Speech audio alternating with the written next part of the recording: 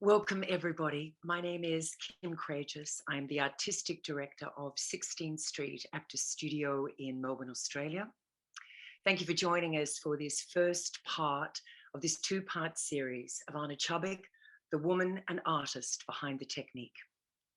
Ivana Chubbuck is the founder and director of the Ivana Chubbuck Studios in Los Angeles. She is one of the world's most sought-after acting teachers and travels tirelessly around the world, including to Australia at 16th Street, teaching her technique. She is the author of the best-selling acting book, The Power of the Actor, which has been translated into 18 languages. And throughout her 40-year teaching career, Ivana has seen many of her students consistently represented at the Academy Awards, the Emmys, the Tonys, the Golden Globes, and other international film, theatre, and television awards. Joining me today in this discussion with Ivana is Anthony Brandon Wong.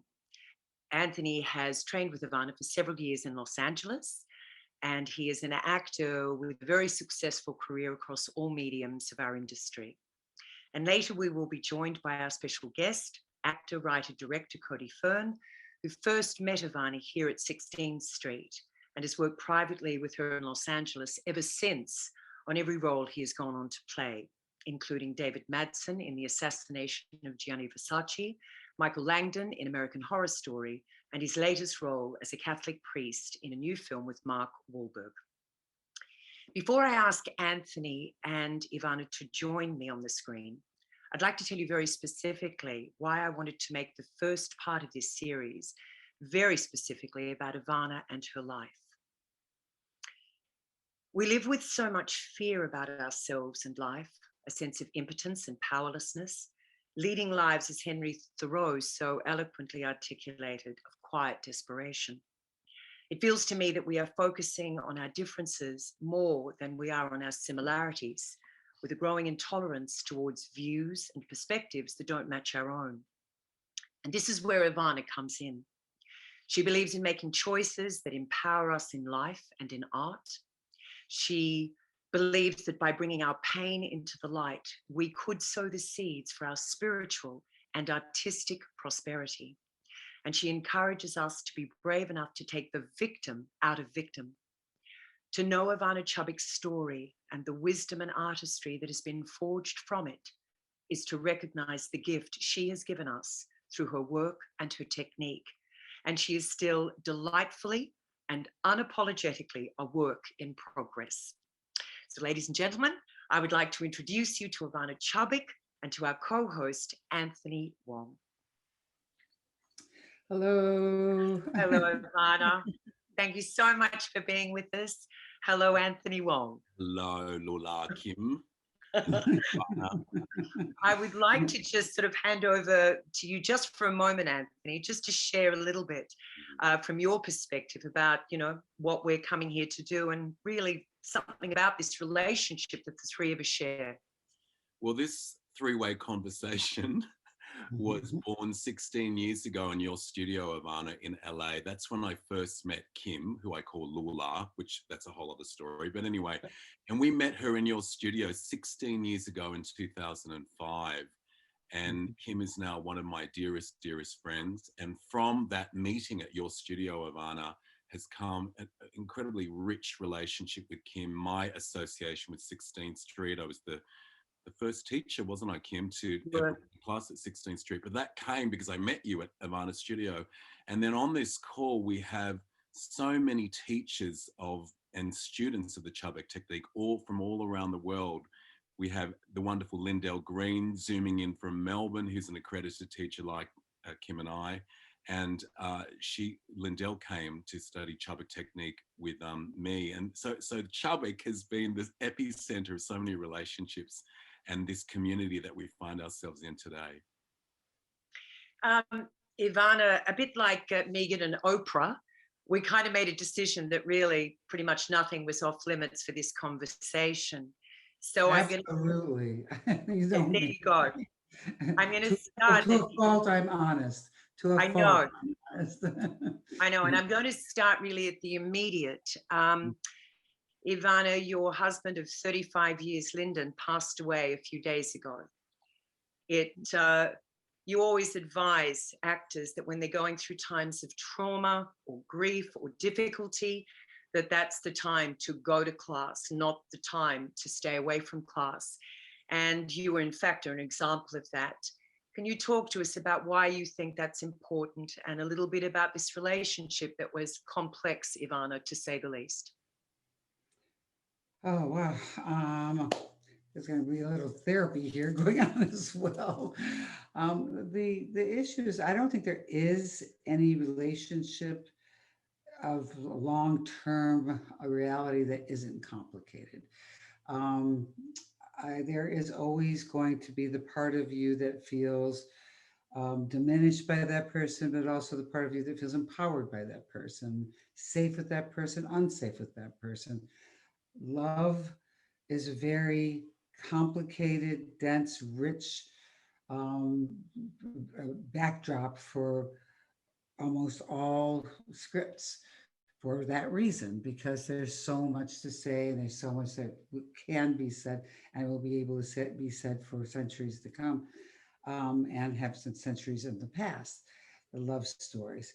Um, the reason why I feel like people need to like deal with not only keeping things present in your acting, um, but because whatever you're dealing with in present time means that you have to solve it in present time, which means you don't know what you're going to do. You're going to be impulsive. You're going to be um, uh, not in control of it. So you're going to be in the zone, which of course is the most amazing place. This is a place every actor wants to get to, is being in the zone.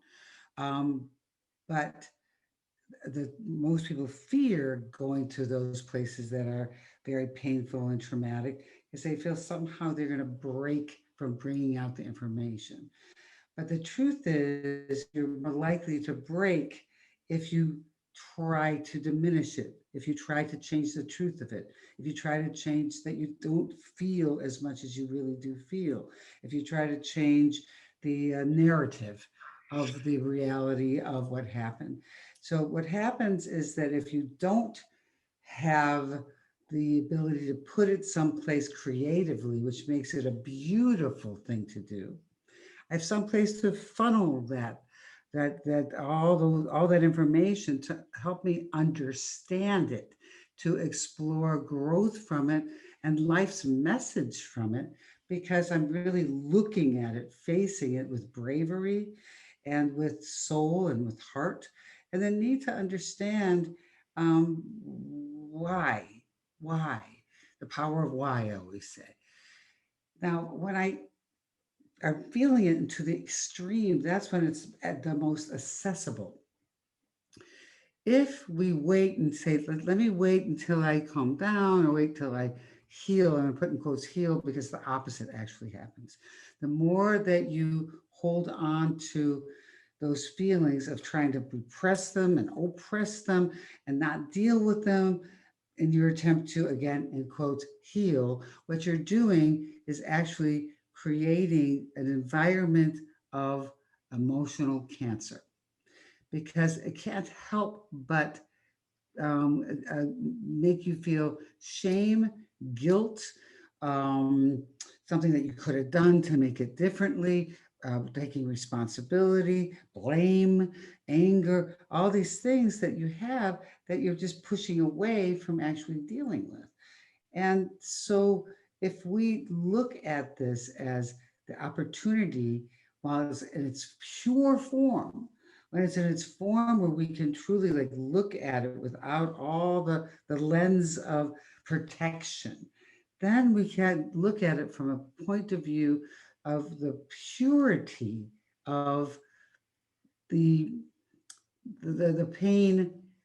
Because to understand your pain is to understand your pleasure. To understand the dark is to understand the light. You can't get to the light without the dark. You can't. It's like sitting in a dark room.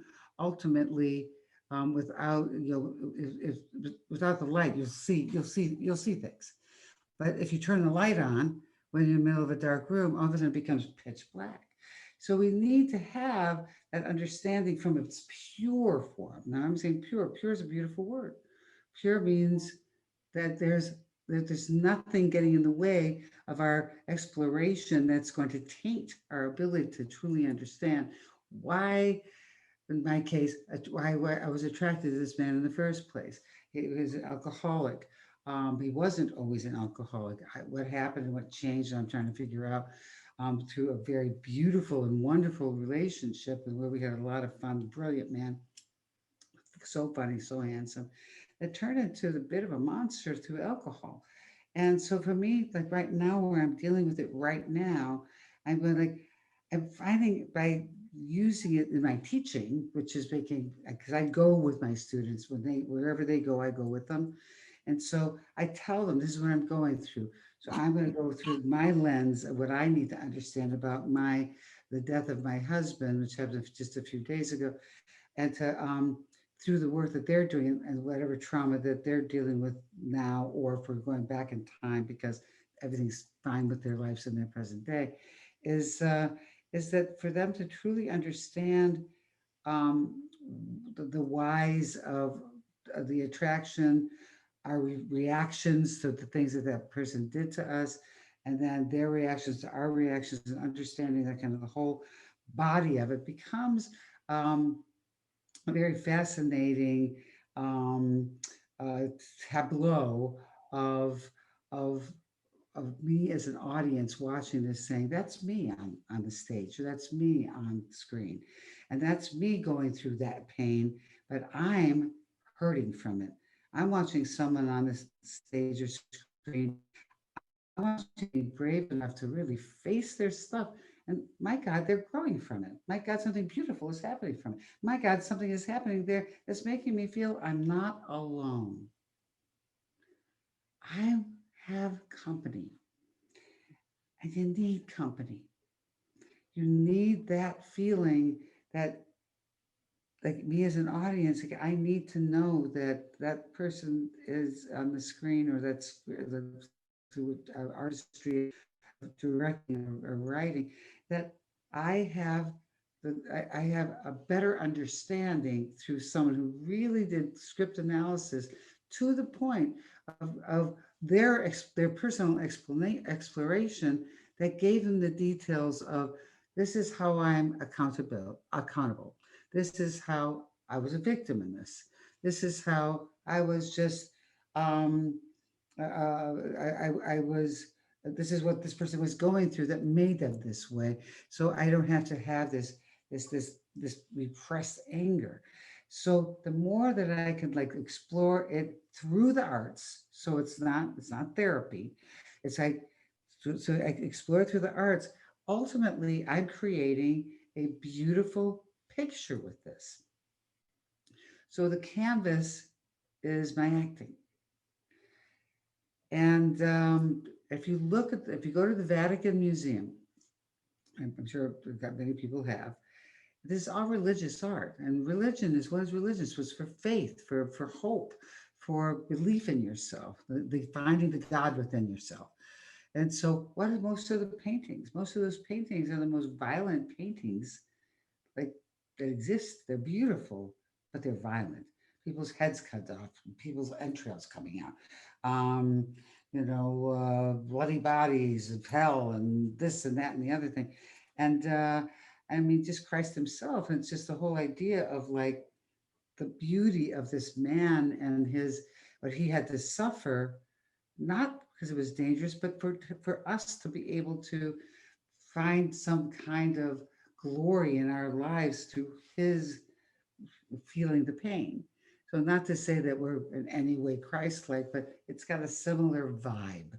The vibe that if I can feel this pain and then use it to explore growth, involvement, understanding, life lessons from it, then it helps your audience, which is um, the best pulpit of all, is to be entertained. So we're subliminally getting this information without being preached to. the best way. It's the most effective way. I'm laughing, I'm crying, going through whatever, I'm being entertained. At the same time, I'm taking that in my heart, saying, I'm not alone. I'm growing, I'm evolving, I'm changing, I'm finding some version of prosperity from my pain, either spiritual, emotional, or actual prosperity. I always say your objectives always have to have that in mind.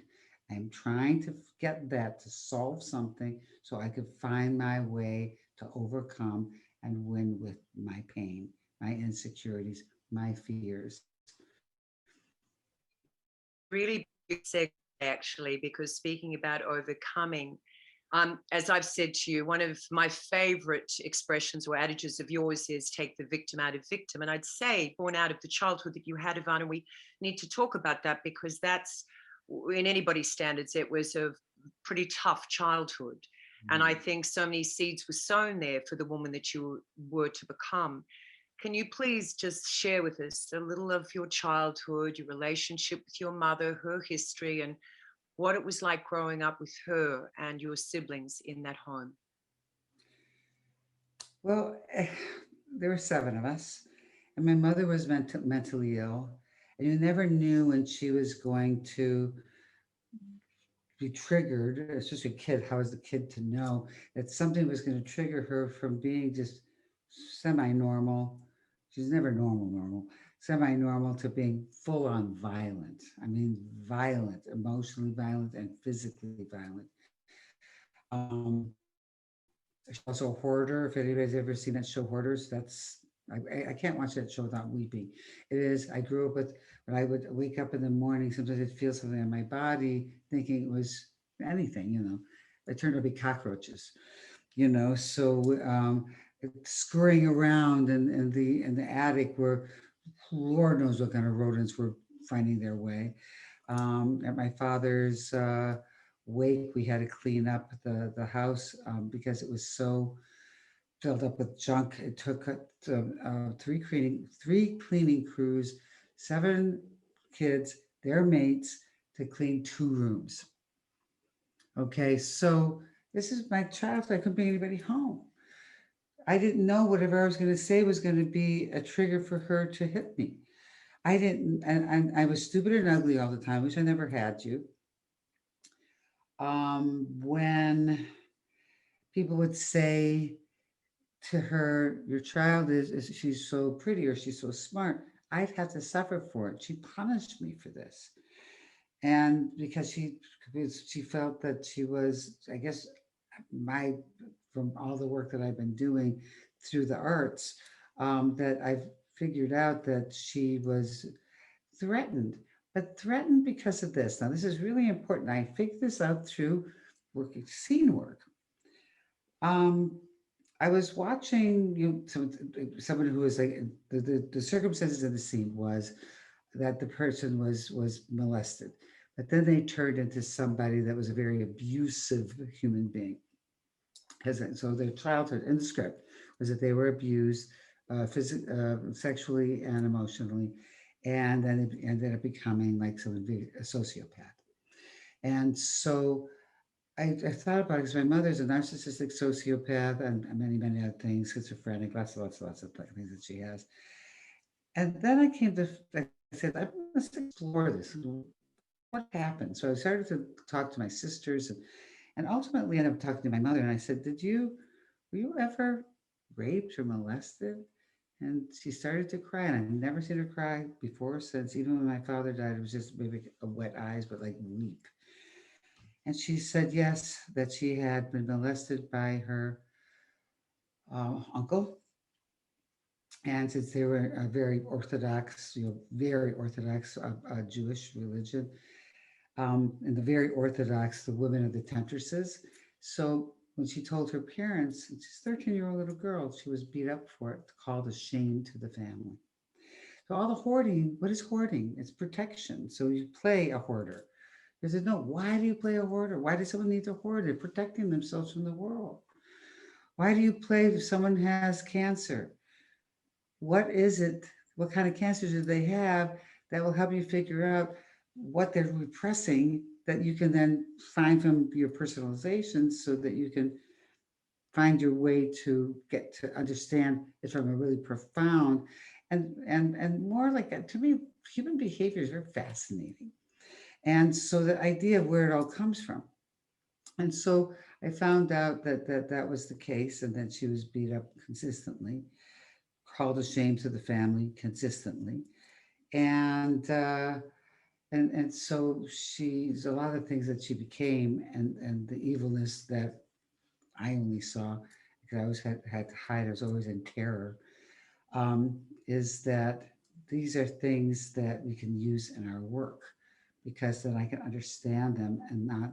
I can't tell you how many relationships that people that just had so much anger at a particular person, understanding them took away the anger and actually often healed a lot of relationships. So not only is it not scary, it's healing, and healing with other people, because it's not like taking the information and talking to your significant others that cause you pain, but just knowing that what it is, they just energetically, because life is all about energy, because our bodies are mostly made up of water, and that's the best conductor of electricity. So basically, we run by electricity.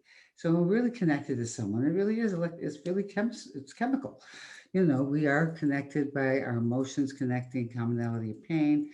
That creates a sexual, connection, and on and on and on. Everything's based in science.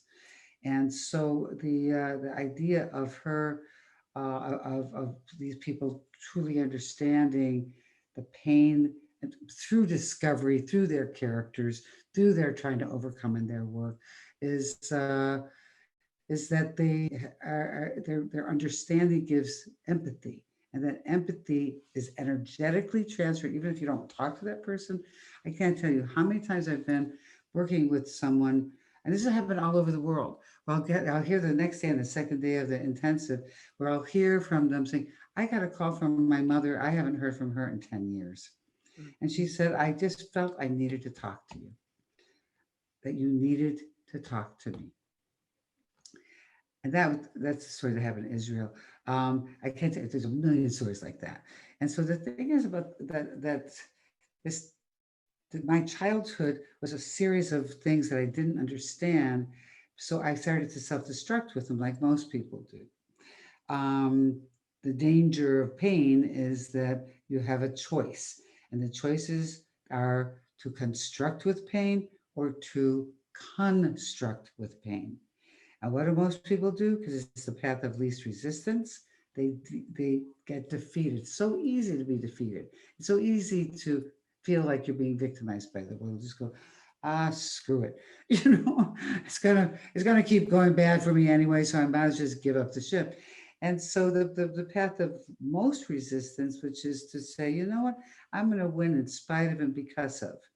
Now, how do you do that? You have to understand the ideas of what made you feel that way in the first place, and what the other person, why the other person was that, by discovering characters. The beauty of being an actor, a writer, or director is you get to play something different. You're always discovering new parts of humanity. And humanity is glorious if you choose to look at it that way. But we can't understand healing unless we understand disease. And disease is what I'm trying to understand, and what I've been going to therapy for, because he died of alcoholism. Um, which again, this is not like a lifelong thing. We've been together 35 years, and I know we're going back to him again, but it just happened 3 days ago, and so it's gonna find its way back again. But the idea that nobody in my family actually drank, did drugs, did anything. They're very sober family. And not because of religion or anything like that, just because that's the choices they made. And so I couldn't understand, why was I attracted to somebody that ultimately had it in them, because that stuff is just, it doesn't just erupt out of nowhere. It's somewhere laying dormant. And then when you're enough pain, you find that is a solution. Alcohol, drugs are solutions to an addict. So then I mentioned that to one of my students, and I said, why is that that people are attracted to that. We could say playing a character, someone who's attracted to um, somebody and isn't an addict themselves.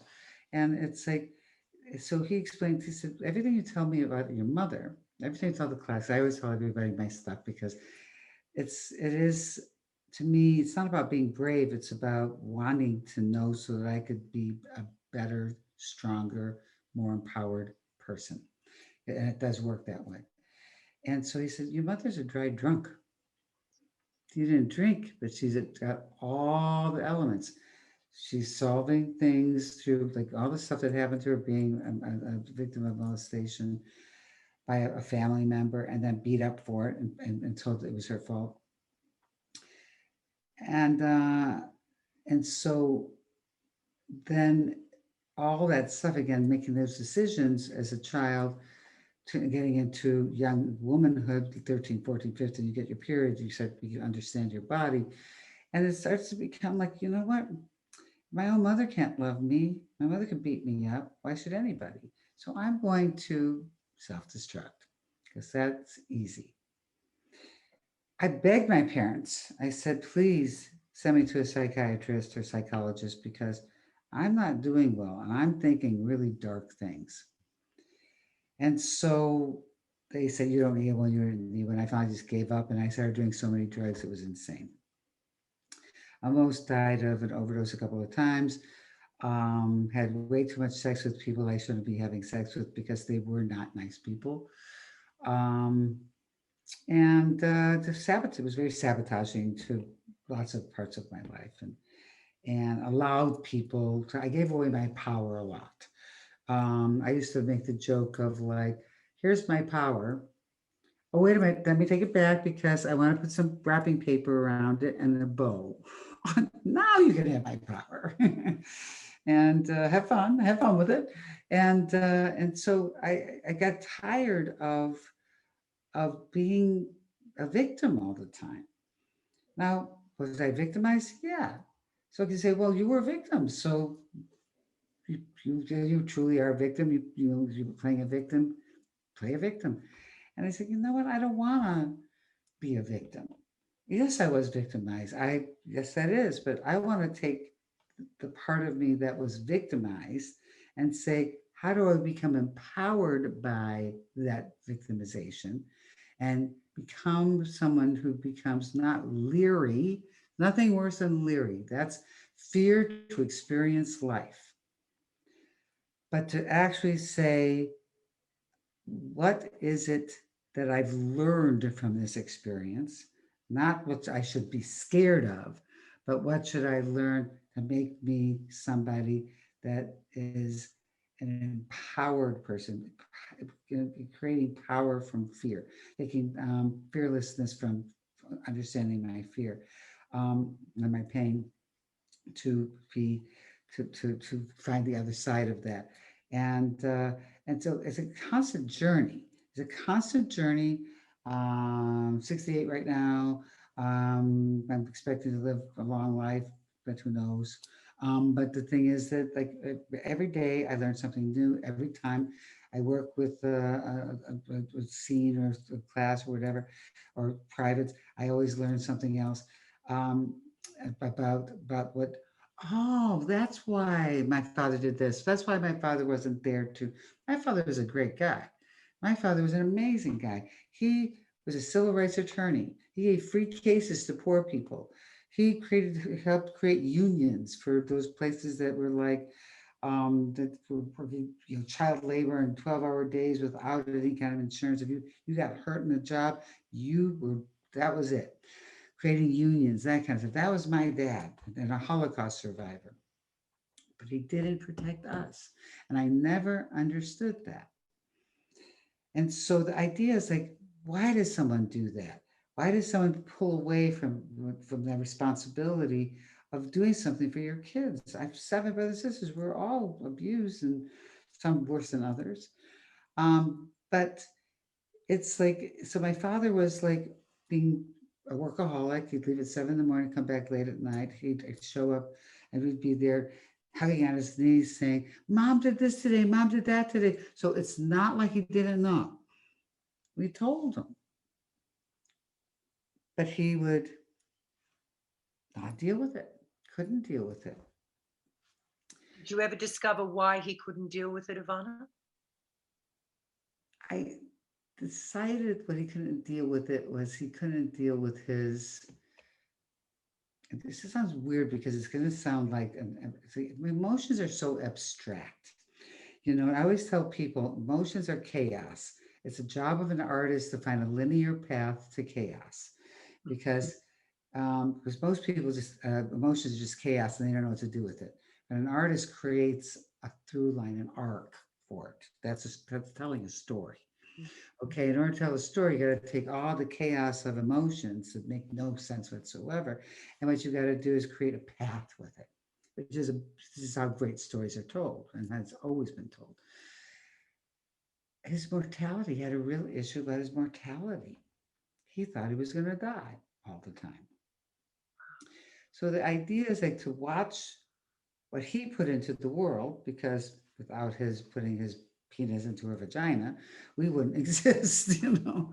And so that he had responsibility for like all that abuse, and he couldn't deal with it because he was trying to do so much as legacy that he'd have to then his mortality, which he was always hyper aware of. And I figured this out literally a year ago. He died when he was 67.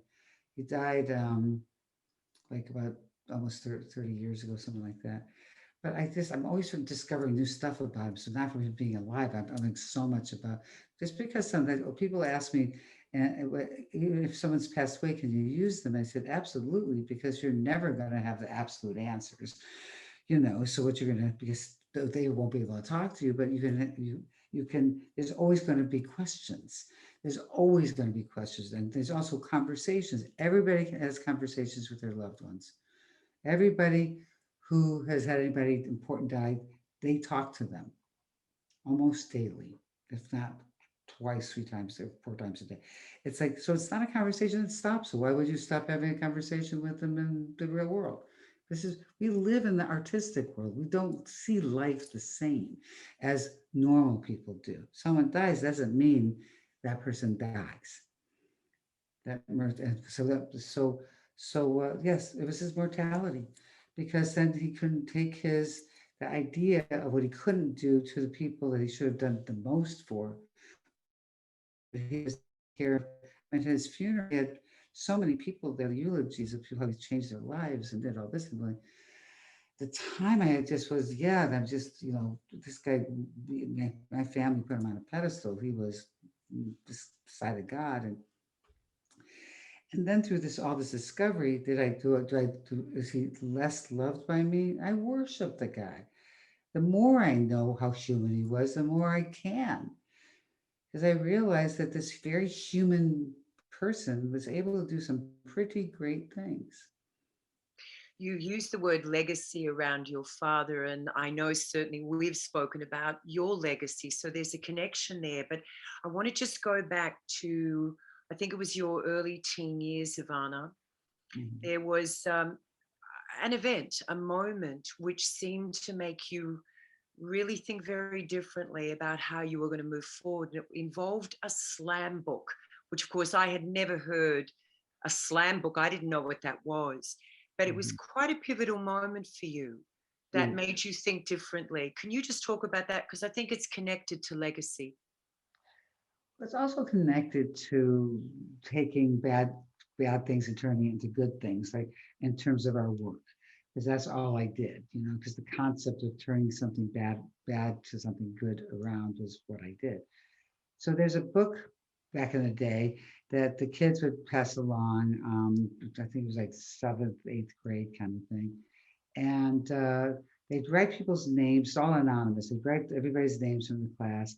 And you'd write anonymously what you thought of that person. And so you'd have all these times, I hate this person's a bitch, or this person's, you know, horrible, this person, I love this person, I have a crush on this person, whatever. You know, it's like all the, what you can't say if you put your name to it. Mine was always, there was a bunch of those always floating around.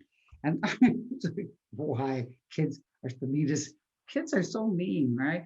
It's like, why did that need to even be the case? But anyway, it was, and I had to deal with it. Okay, so it the said about me was, I don't know who she is. Another one would say, she seems nice, but I don't know who she is.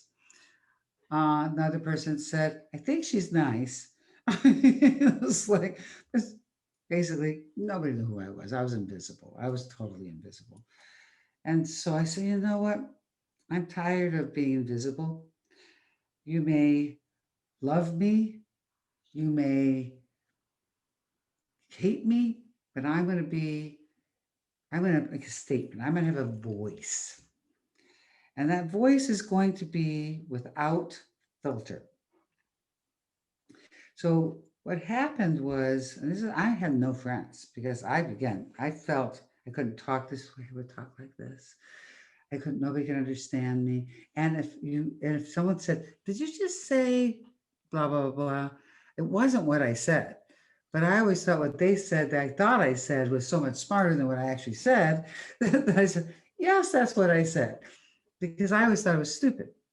And so it became like I started dressing just like just, not just because I was trying to make a point, just because this is what I wanted to wear. This is what I felt like wearing. So it could be, I had one thing was a black cape with a black, like, like Romeo and Juliet, Juliet kind of like, thing around my face, and a long black velvet skirt, and a frilly, like, peasant top, and that would be one of the outfits. I mean, it could be really, really crazy.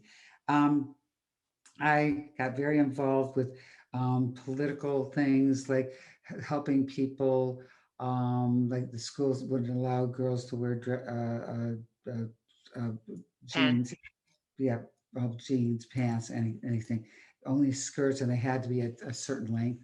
And so it was like I set up a whole strike that we wouldn't come back into school unless they let us wear jeans, and we won.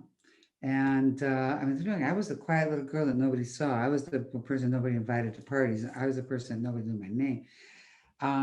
I had opinions. Anti-war, anti-Vietnam, anti-racism. I became part of a radical group, SDS. Like, remember the show, yep, the the trial of Chicago the Seven? Chicago Seven. Yep, Yeah, that's me. I was a part of that. I yep. was actually literally, I was manning the phones in Detroit for the people that went in our group to Chicago. So I was helping getting people out of jail, stuff like that. So I was a part of all that. And I had that, and I was considered one of the educators for the history of the war of Vietnam, and then the history of racism in our country. And but this I became like I had opinions, voice. I started writing for Cream magazine, writing for a magazine called Fifth Estate. We didn't talk about this before. So I went to rock concerts. I interviewed people like Alice Cooper for the magazine. I took some major people, B.B. King, Janis Joplin, all these. It was really, I was so young, but I was just like, I'm going for it. I'm just going for whatever's in my heart, and I'm not going to be invisible anymore. And God damn it, I went from being invisible to being so popular. I was asked to, you should run for the head of student council. And I said, one, that I'm a revolutionary. I'm not going to be a part of the student council. He said, but you'll win. I said, I don't care. I don't want I'm a revolution. I mean, it was like, I had opinions now I didn't have before, and a voice I didn't have before. And then, and it was like, it became, I knew I had to take the things that were making me be in pain and find a way to have a voice. What do actors have? A voice.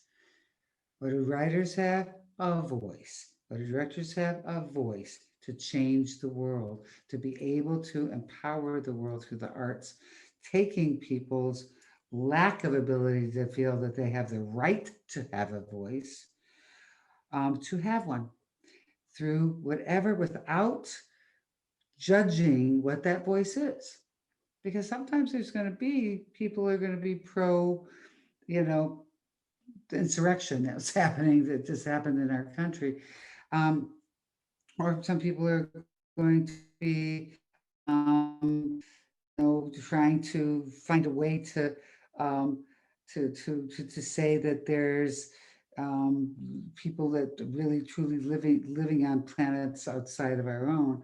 Um, and that's their voice, and there's whether there's science to it or not, if they believe that, then good for them. A conspiracy theory, they believe that. There's some great movies based on conspiracy theories that are just based on their voice, and that's what they believe. And so, and it becomes really fascinating, because you get to, if you even if you don't agree with what you're listening to, you're hearing the whole totality of a voice that maybe you're not familiar with, that makes it an entertaining and very uh, uh, a fascinating journey. Now, here's the thing about time. I have an interesting theory about time. Time is bent this way. When I'm really invested and really interested and curious, always be curious, by the way, very important, then time goes by really fast. When I'm bored, when I don't care, when I'm not invested, time goes by really slow. And so it's our job as artists to make time go fast. Mm. Now, how do we do that? We've got to take our things, because we have a wealth of things in terms of our past. Nobody's like, some people have asked me in some of my workshops and stuff, what if I had a happy life? And I said, what does happy mean? It's such a esoteric word. I mean, we could have like stay at a pub for like 6 hours and talk about what that word means and never I have an answer. Because it's an esoteric word. So the thing is, life happens. People die. People are gonna die. It's like death and taxes. That's an absolute, right? Yeah. Okay. So that's gonna happen. Someone's gonna break your heart. That's gonna happen. Somebody's going to not give you that job that you wanted. That's gonna happen. You're going to find that the person that you thought was the love of your life turned out that person wasn't that special after all. And so the thing, and things happening to your family, people that you love that said that maybe aren't living, I'm going to put in close, happy life. And you have to take care of them, and you feel responsible to take care of them and feel helpless in doing that. That's life. So life can be used in all the things that happen to us, and our reactions to those things that happen to us create who we are as special and unique beings. We want to embrace the things that have happened to us. We can't change the past. We can't. What we can do is change how we use the past. We can see it through the lens of opportunity, or we could see it through the lens of destruction. Choices. Life is choices. Isn't that great? We have choices. You don't have to people tell you you need to listen to this and you have to follow my opinion and stuff. It's like you say, you know what you have to say? Not that you have to say, because I don't have to make you do anything. What you can say is no. No, I don't want to. And so the thing is like, okay, good for you. If you want to, yes. And if you decide that you want to change your mind in 2 seconds or a week or a month or a year, 10 years, you can do that. Ivana, I just want to ask you something. Oh, actually, Anthony, if you don't mind, we've had a lot of dialogue, because I think something that certainly connects me with you, Ivana, Anthony, and Cody, who's going to join us, is I just think hiding and bearing things that live inside of me, I've never seen that it's caused any health for me or any benefit for my life. And so, but there are people who regard the way you work, Ivana, and your technique is controversial, which has always interested in me. I don't know why, but they do. And Anthony, I think you've got a perspective on that. You are an accredited teacher of Ivana's technique. Can I just hand over to you for you maybe to talk about that and what your experience has been over the years since working with Ivana and teaching this technique? Oh, well, I have my students fill out feedback forms after every workshop. And one of the questions is, how did you process the work? And did you have any emotional residue or trauma that carried on after the work? And overwhelmingly, and I've been doing this for years, I've been teaching this since 2005. Overwhelmingly, the feedback is empowering, therapeutic. I had a resolution with a loved one from doing this work. I did the deepest, most authentic work of my career, and I felt amazing. But I have heard from time to time a kind of misguided idea that Chubbuck technique, because it taps into real life pain and uses that pain as a fuel to win, can be dangerous, can be traumatic to the individual using the technique. And when I ask those individuals who say that, who make that kind of comment, I say, where did you get that idea from? Have you done a Chubbuck technique class? Have you read Ivana's book? And they say, no. And I say, well, how did you hear it from? And they go, Knowledge is power. Knowledge is power. I love when people have opinions about things and they don't know. It's like, but anyway, keep going. but that's what I mean. They don't know from any kind of experiential base. So I go, and it's just hearsay. So I'd love to ask you, Ivana, because I know we've talked about this before as well. What is your thought about this idea that tapping into your pain or using your pain as fuel to win is dangerous? Okay, when we first start saying it's dangerous, if you make the choice that it's dangerous, because it's again, life is a choice. But more importantly, this is what I tell people: if you're not feeling that there's catharsis, or you're solving something, and or by going after your objective, you're not doing the Chubbuck technique right. Because if you're feeling like it feels icky after, or if you feel like you can't let it go, that's not what I teach. I teach just like take this information to fuel your ability and your capacity to overcome. So that means that if you're overcoming, you're letting it go. I in class the other day. This is very interesting. This just happened. That I taught a class. I needed to. I like to practice what I preach. My husband died on Tuesday morning. Um, Tuesday night, I did take the night off because I needed to just access what I just saw, you know. But the next day, I woke up and I was going to say, I got the choice to say, I'm not going to teach today. It was a Zoom class. And I said, you know what? I need to do what I tell other people to do. It's so raw. I need someplace artistic to put it. And my artistry is through you guys. And so I started off the class with saying, this is what I always tell you to do. That's just if you're going through something, now is the time to use it. And now I'm going to practice what I preach. I'm going to use it in how I teach you. So this girl in class just happened to have lost her mother about 4 days before, and uh, and she had also had a very complicated relationship with her mother, who's there was love there, but there was a lot of abuse and mental illness and that kind of stuff. And by the way, alcoholism is a disease, so you guys know that it's not like the abuse was coming through disease, okay? And her mother was a similar kind of thing. And she did her scene and it was good. She's a good actress. But the point was, I said, but what were you using in your substitution in this? And she said, well, I was going to use my mother, but I just feel it's too close. And she's going to be buried in a couple of days. And I said, honey, I don't know what I would have said before this happened with me the other day,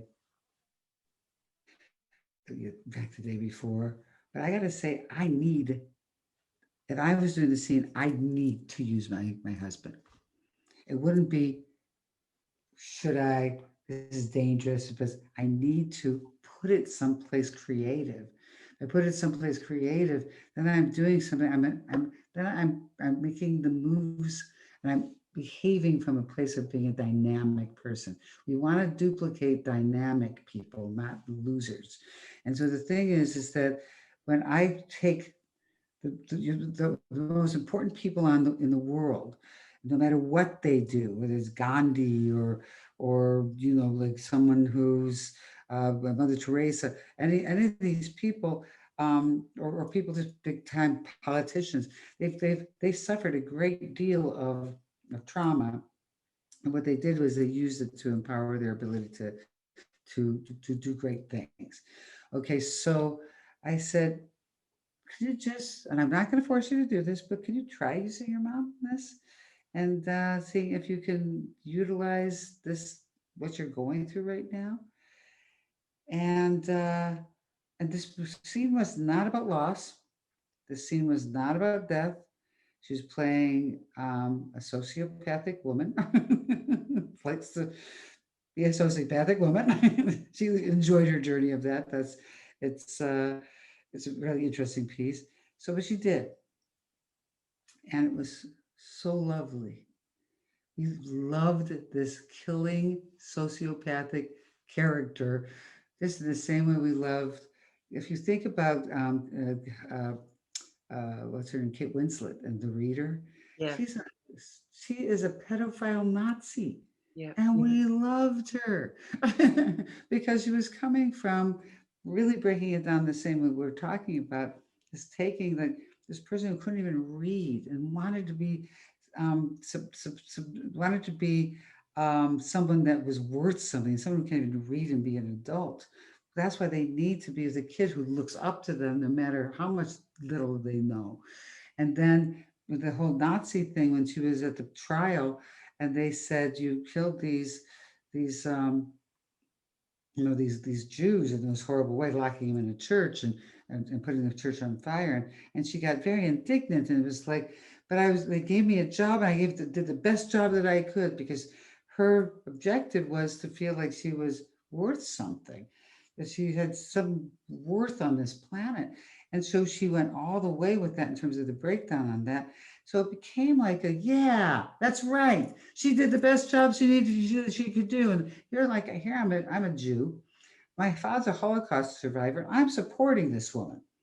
That's great work, Yeah. because what we're doing is taking the things that not only are they not dangerous, what they do is they allow us to do great things, whether it's a great performance or allowing people through your great performance to feel good about themselves, to feel, yeah. And so the thing is, like, catharsis is really key.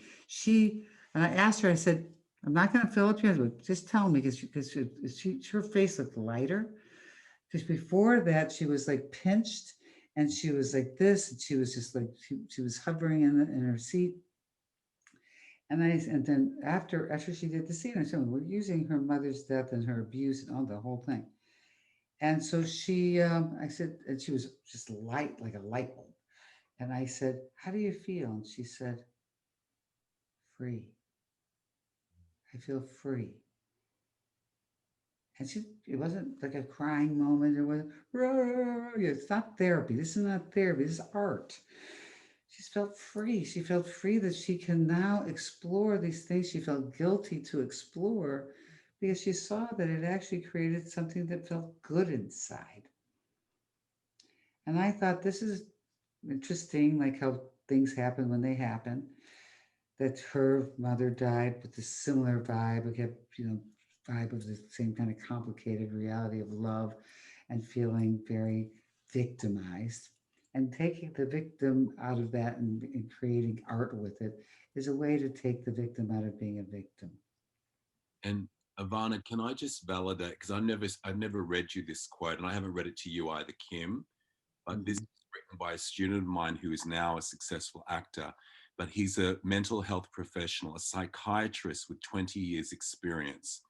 And this is what he said in his testimonial, in his feedback form. He said, as a mental health professional, it was enlightening for me to realize that the Chubbuck approach to acting allows actors to use past experiences as something to be put to creative use. Too often people perceive prior hurtful experiences in a negative light as unfortunate and themselves as victim.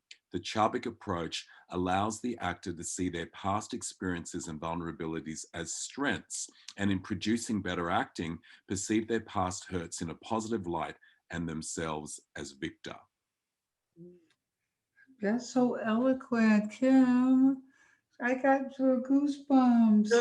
Thank you. That makes me feel so good. I'll send you This that. is, would you for sure. And here's the thing about it.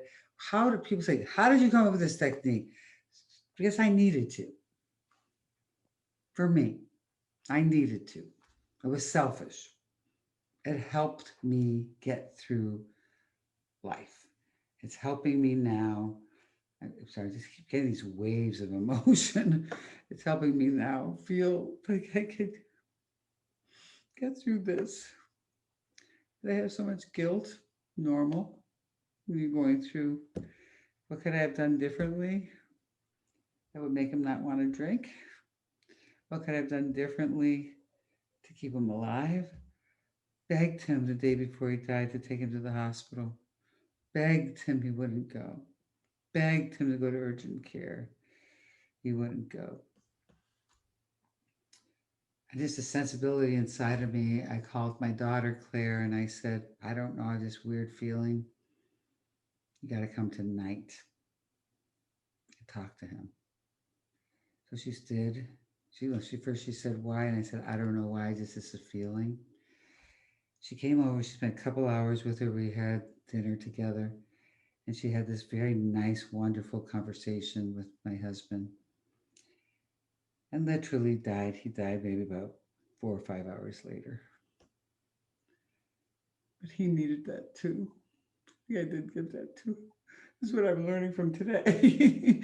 I gave him he could leave and leave his pain, because he was in so much pain. Every day he would say he hated his life and hated the world, and that he realized Claire was going to be okay, that he could leave this planet and Claire was going to be okay. And I did give that to him. So I got to take this guilt off my shoulder. It's life. Like I could say, this could be, I better just take time off and just sit in my pain. Or I could do is like, I have a very pure notion of all this right now. This is when I need to explore it with my students. This is when, if you're going through something and you're my student, when you need to explore it too. Ivana, I think it's a really nice point now to ask Cody to join us. You and Cody have worked together now for quite a period of time. I think the relationship between a really fine acting coach and an actor is a very, very special one. And I'd like to ask Cody now to come and join us and for us to maybe talk a little bit about that relationship. Welcome, Cody. Hey, Cody. Hi, guys. Hello. Hi. Can I just jump in here with a thought? Because I was listening to the quote that you just read, Anthony, especially around the psychology, and it's something that Ivana and I have spoken about a lot. I think one of the major misperceptions about the work that is kind of pervasive, and by the way, I had, before I worked with Ivana in Australia, what, 8 years ago now, 8 years ago, was that this was a technique of reopening old wounds and traumas that you would then just continually use and recycle in the work. And actually, you know, we've been working together for years now. What tends to happen is that there are certain things that never go away that tend to be things that come back into the work. But actually, things constantly change and evolve. And through our work together, so many things heal that sometimes you come to the work, you're like, oh, remember that really painful thing that happened to me? And, I want to use that. I want to, it's like, oh, I can't, that through the role that we've just done, or whatever it happens to be, we've just healed that part. And so there's also a huge growth in who you are as an artist, because you actually start to put yourself together. You're not pulling yourself apart.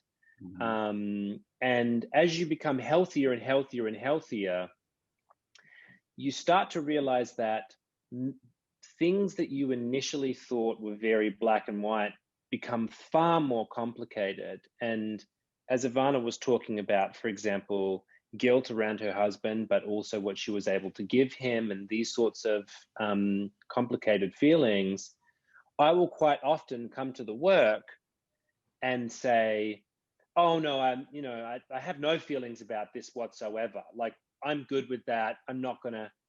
And then we start talking and I realize, oh, everything is really complicated. And you can love somebody deeply and really fucking hate them and need something from them, and feel jealous of them and envious of them.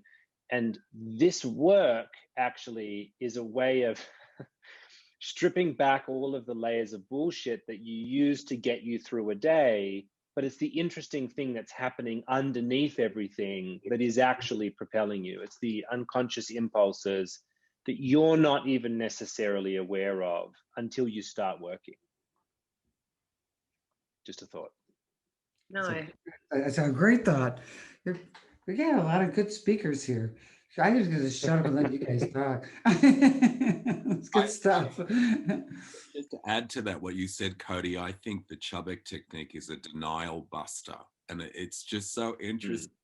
Well, I'm writing that down, by the way. Denial buster. That's a goodie. Denial buster. Work with a student, and she'll say, who are you attracted to? And the student might say, oh, I'm just into my boyfriend. There's nobody else. And she'll say, but everyone's got an attraction or a crush somewhere. And this person will be constantly in denial. And eventually, after Ivana works with them for a little while, they're like, well, actually, there's that barista who I haven't been able to stop thinking about. So I love it, because it really, you walk in one way, and then after a little, when you explore the work, you do realize you still love that person that you have written off in your life, or you miss them, or that person that you've had so much hatred towards, you still miss them holding you in bed and spooning you, or it really helps you contact all the different sub-personalities within you, not just the ones you identify with all the time. I will say, one of the things about the complication of it is that what I think a large part of the fear is that what happens is, especially when you see a live class of Ivana's and you see because I remember when I first came to the class, just to share a memory, thinking, who is this witch with her crystal ball? Like, like digging around and trying to figure, I was so skeptical, and I'm a real skeptic. And I mean, this, I'll come in and I'll go, no, absolutely not, moving on. And 2 sessions later, I'll say, fuck, that thing about I think we got to go there. And one of the things that you start to realize is that a lot of the fear that people have about the technique is that it starts to uncover things that you've hidden in the fog in your life. And then you actually have to start dealing with those things in your life. And so people think, oh, I don't want to mess up my life. Everything's together there. And it's like, well, no, the problem actually is that you're hiding things in the fog. And, if you don't bring it out in the work, it's going to consume your life, unconsciously. And it happens time and time and time and time again. And so it really is a place and a space where you need to leap in and play with these very complicated feelings and emotions. And ultimately, it's fun. But ultimately, it's fun. Yeah. One of the things that the idea is, if you're not having fun, you've made the wrong choices. If you're feeling icky, you've made the wrong choices. If you're having joy from getting whatever it is you're getting, using the stuff that's going to propel you to get whatever it is you want. Life is too short not to enjoy yourself. So if you're pumping up all this stuff to be able to like get to those truthful places. But then afterwards, it's sticking like glue. It's like, oh, why would you keep doing that? I wouldn't want to be an actor doing, I mean, what I teach is let's do this so we can enjoy ourselves. Let's enjoy learning. Let's enjoy exploration of the human nature. Let's enjoy our capacity to um, to be able to do anything in our fantasy world. You could do anything. You could kill people in your fantasy world. You could have sex with people you couldn't have in your fantasy world. Your fantasy world is like all this ability to be able to do things that you can't do in your real life. How fun is that? You know, so you know, everybody on the planet has had a moment where they just were so angry at someone, just wanted to kill that person. But in your acting, you can actually do it. You know, and so it's like, so you be able to get that off your shoulder, because then it's holding on all that anger and just pissed off at that person. It's just festering inside of you. If you're acting it and putting it in there, it creates catharsis, freedom. Can I ask I, you both to talk? Oh, Cody, did you want to say something?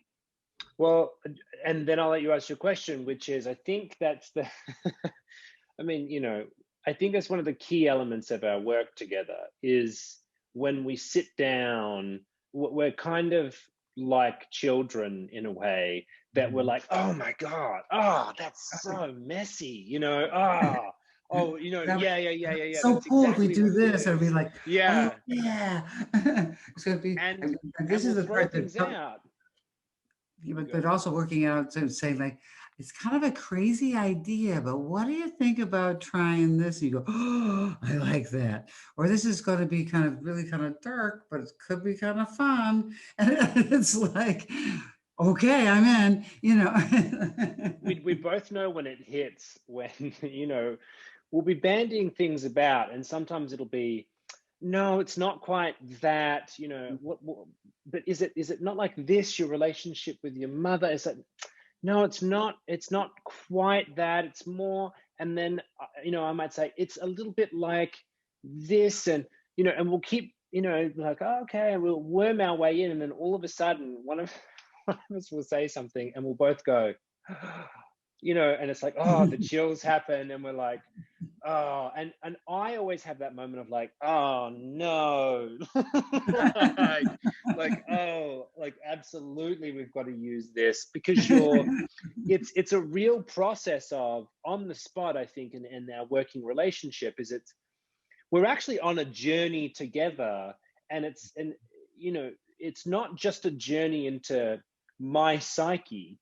It's because that's not universal. It's a journey into, and it's not just the character.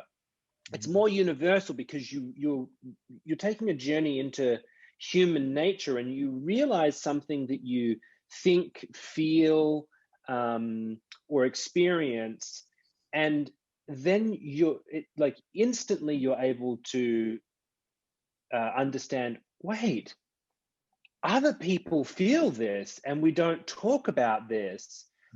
If we've discovered this about what I'm feeling about this here, other people are experiencing this, and then what happens is it's a doorway in the work, and so other people, and you know, and now we'll talk about some of the work that we've done together. Certainly one of the roles has been Versace, where people from all around the world reach out to me, and it's very uncomfortable for me. It's not something that I enjoy, and they say really nice things about, and I didn't expect it. And you know, the majority of what people say is, I didn't kill myself because of this, or I realized something about myself because of this, and I realized that I don't have to kill myself, or that I can go on living.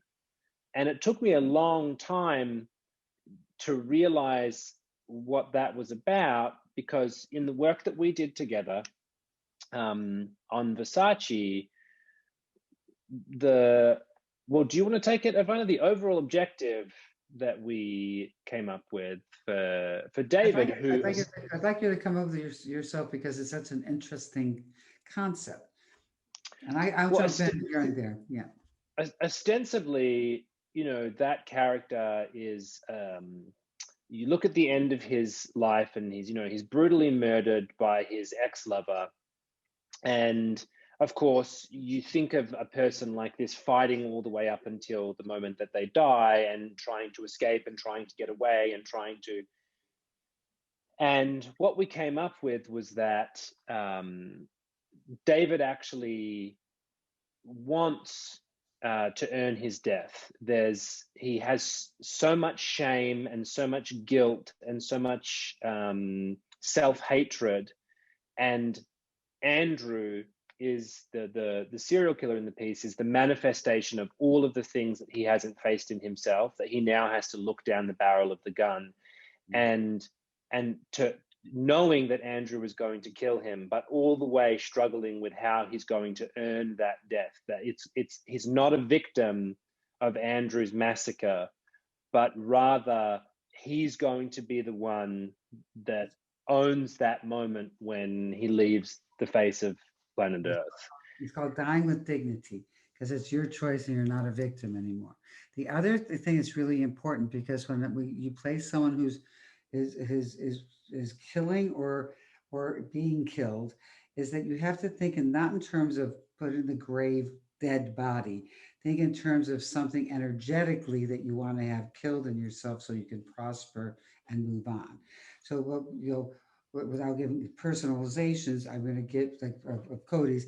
For example, I would want to kill off the need to continue to have my mother's voice on my shoulder saying that I'm stupid and ugly all the time and making life's decisions off of that voice that continues to be there. So I would use my mother as a substitution for Andrew and for the killer.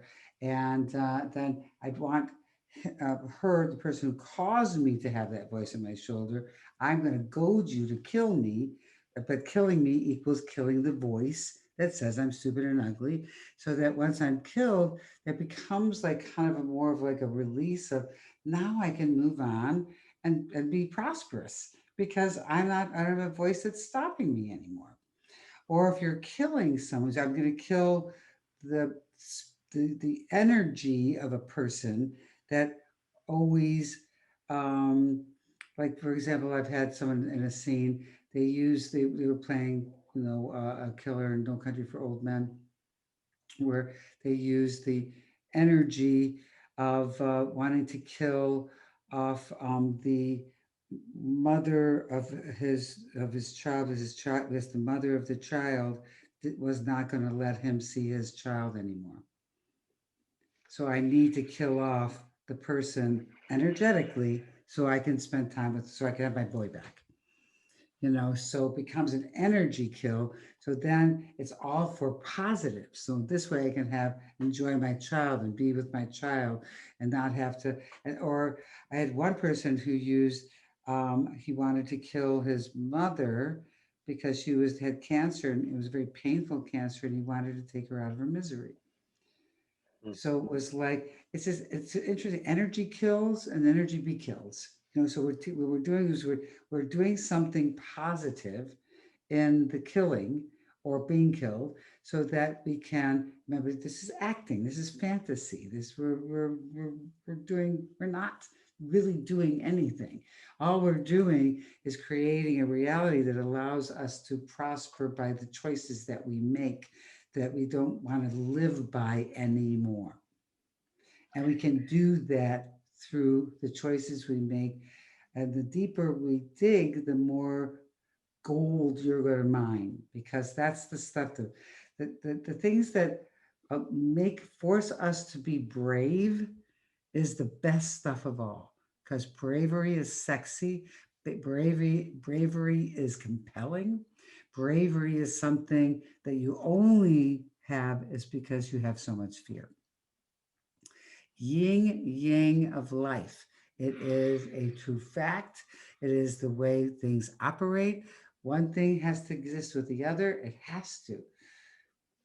You can't know one without the other. Then it just becomes an incomprehensible reality. So the idea of earning the right to die, so this way he was goading him when he was saying the things he was saying to push him to do it. But the natural impulse to want to live, because the human being has a survival instinct, became this push pull. I want to kill off his personalization thing that he wants to kill off in himself, and and at the same time I'm afraid. So pushing through the fear and then getting afraid again then becomes this mountain of dense, layered, rich emotion.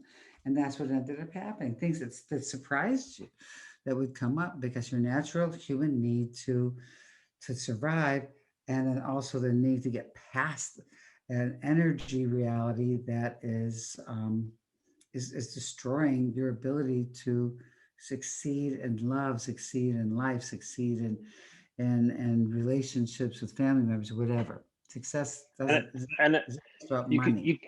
you can certainly see that in you know, I mean, even who I was as a person before Versace and who I was as the person after Versace, and that's like, you know, one of the main indicators. And you see what happened to my career after Versace and what was happening before, because the thing that we were working with, the personalization of the, you know, the right to earn my death and the things in myself that I needed to kill off, we killed off with David's death.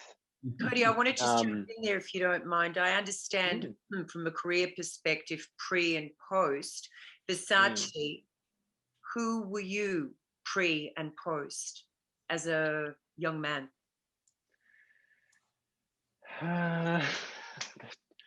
That's such a um, hard question to answer. I think What did you have to kill off? If you I want to keep just that, don't. you want to keep that, you may want to keep that private though. So I just want to just make sure. Yeah, yeah. Yes. There's parts of it. There's certainly parts of it I want to keep private. But one of the things that I'll, you know, that I'm able to say is that I think that the person that I was before doing Versace and the person that I was after doing Versace, I didn't have, you know, I was the same. Ivana and I are very similar, and in our histories, and it was just like, you know, how did I was in a place of, how do I just, you know, I just want to be liked. I just need to be liked. I just, you know, here's my power, take my power. How do I? And at the same time, there was this other part of my personality that was like, I'm special, I'm, you know, whatever it was. And so there were these two conflicting parts of myself, this part that really was trying to break through, and this other part of myself that just, you know, the moment that there was a wrong look or I wasn't getting something that I wanted or needed or whatever, that was like, please just like me, just like me. And that went away, never goes away fully, but that went away after Versace, where all of a sudden I was like, what the fuck am I doing here? You know, like, this is not, I need to own all of the parts of who I am. And if I can own those parts of myself, then I can do interesting work and make interesting choices and have a really embodied life. And Ivana will tell you, certainly before that point, I was driven. You know, that's one thing that everybody knew about me. I was driven. I was going to get what I wanted, and I was going to work, you know, 24 hours a day to do that. And I mean, you know, I'm going to Ivana's during Versace, and I'm like, don't run the credit card yet. You just have to wait a few more weeks. And I'm just, you know, I'm just trying to get this. And I just got to, and I'm like, you know, there are all these plates in the air, but I knew that there was a breakthrough point with the Versace role, and it wasn't even about my career; it was about my life. And obviously, Kim, you know, we're very good friends, and if you know that after Versace, even in my life, I went, oh, wait a minute, you know, it's okay to love yourself and to be loved and to have a stable group of friends and to have things that you like and to not throw yourself against a brick wall and destroy yourself and, you know, drive yourself down the drain. And so that was something that really came out of our work together. It was rough, wasn't it? That was rough work. Versace it was so much fun, but man, it was so tough. Because it was the first time we really realized that we really have to go there. on this Yeah. one, because like one of the things I remember, there's one of the things he sees this guy brutally murder this guy like so violently, and yet goes on the journey with him. So you have to like say like, why wouldn't you try to run and get away? And I'm just talking about this is a real story, and we're talking real people. So we have to look at why would David want to continue. I mean, there's always a time you could get away. Why not? Why didn't you? So we have to then, what we do is we come and say, well, maybe he wants it. Maybe that's what he wants. And so then it became really interesting to try to look at that, but it's scary to look at that because we got to keep remembering we're killing energy resources. We're not killing ourselves. We're not killing another person. We are killing an energy resource that's destroying us. And then it's, and then the fun of the project as well becomes, and this is a really important point, I think, just about the technique in general. And one of the things that I think I really learned during that particular role, and we've taken into all of the other roles with us, it's not academic. You have to get it out of the world of your, oh, I understand the technique and it's 1, 2, 3, 4, 5, and this is what it is. And this, oh, I understand the psychology. It doesn't matter how much you understand if you can't embody it. You really need to be able to drop it into your body. And, it's that the moment that you're on set and you can really control everything, and you know where the camera is, and and you're just dicing it up. It's just like you are just given a technically brilliant performance, and there's just nothing in it. It's just it's technical, but it's uninteresting.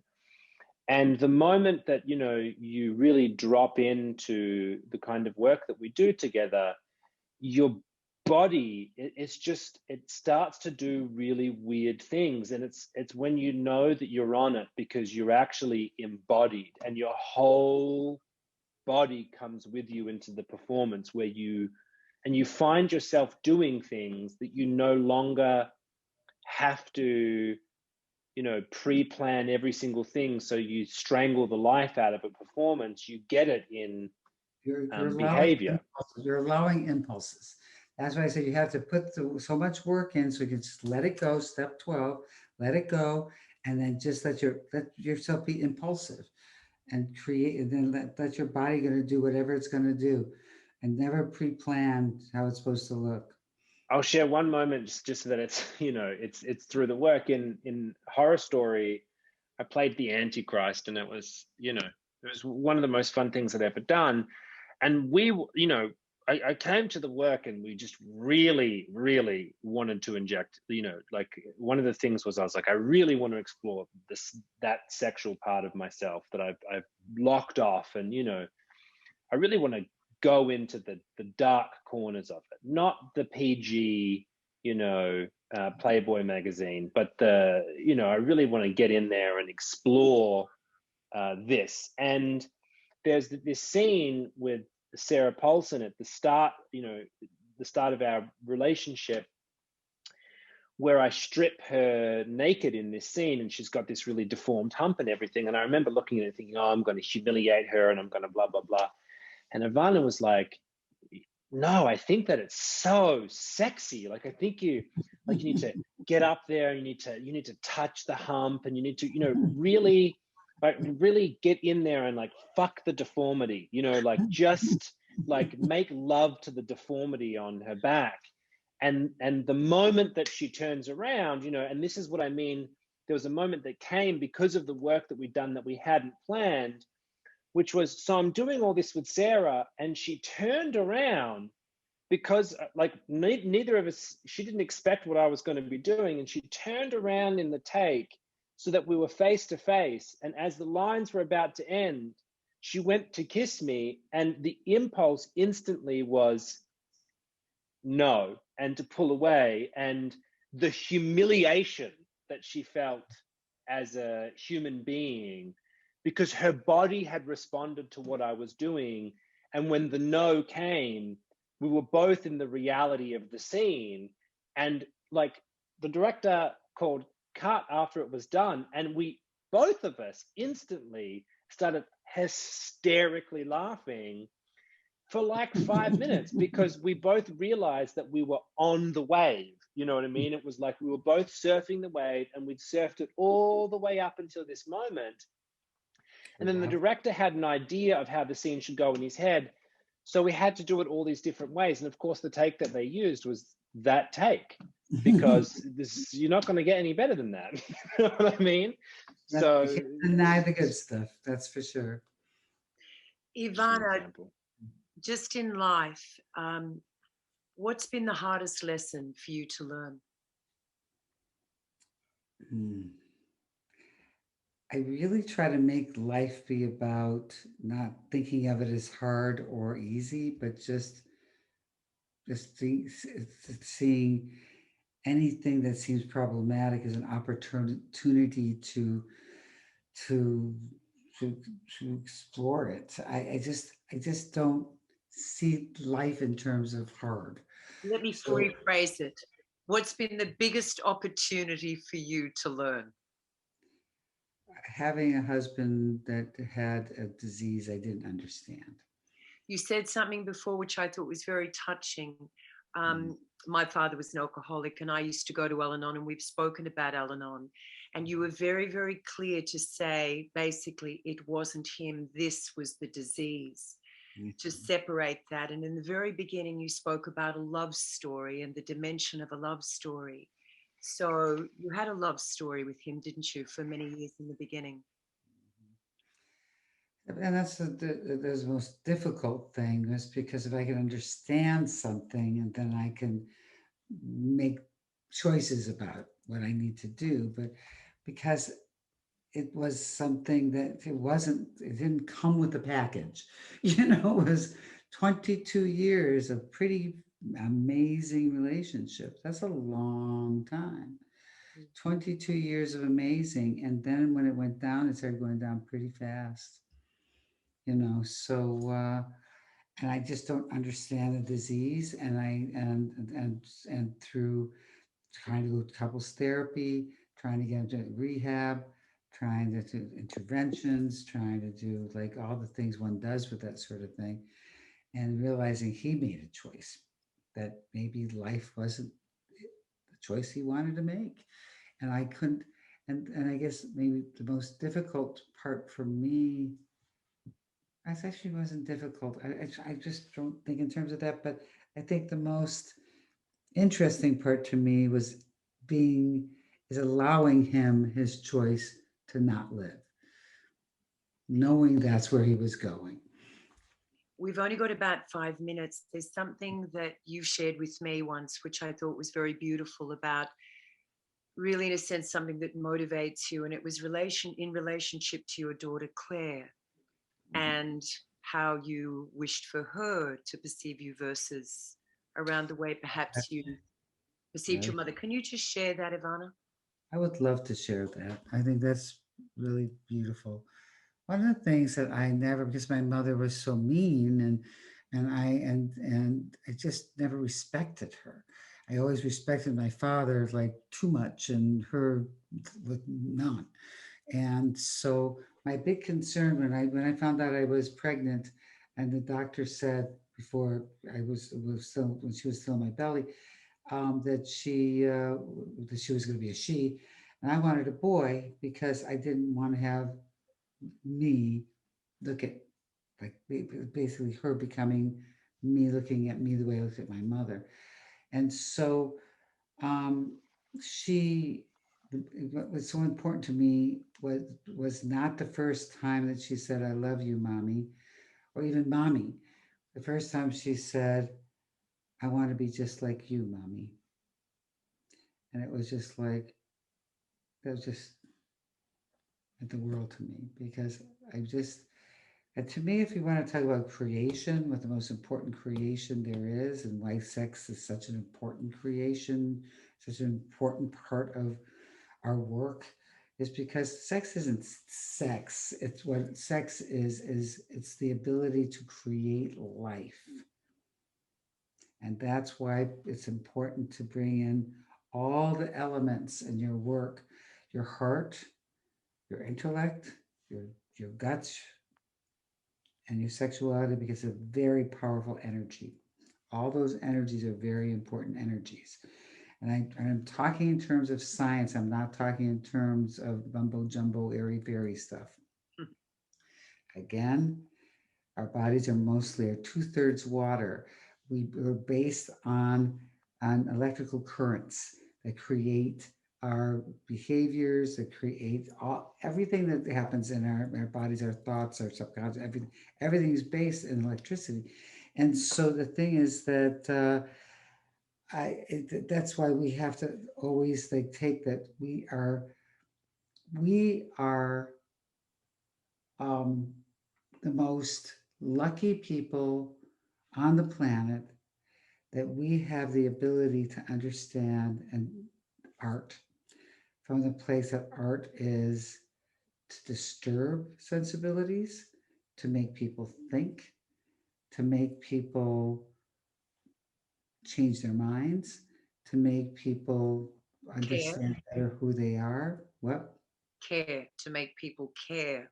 To make people care, to make people understand, to make people feel that whatever dreams that they have, I don't care what anybody says, you're not pretty enough, you're too old, you're too young, you're too fat or too small, or you're crippled, or whatever it is that you feel that it gets in your way, or all the people who just told you it's never going to happen for you. It's like, this is the artist's way really is that anything's possible within your art and pursuing your art. Ivana, thank you so much for that, for having utilized your life and all that life presented to you in such an empowered way and a very positive way. The effect, there is a ripple of that to us all. I'm very grateful to the relationships I have with the three of you. They are very meaningful relationships in my life, and I'm grateful to you all. We're going to have part 2 of this series in June, the 20th of June. It will start at 10 o'clock in the morning, Melbourne time, 5 p.m. Los Angeles time. Anthony Wong will be with us, as will Toddy Goldsmith. 2 actors. It's an interactive opportunity with Ivana and the auditors watching, so you can get an experience from the comfort of your own homes just about some of these exercises. And then we'll see the application of that work to a scene from No Country for Old Men, the feature film. Ooh.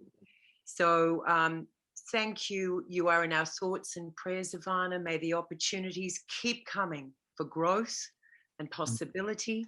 And you are much beloved here in Australia by us all. Well, I just want to end with one sentence. Let's empower the world through the arts.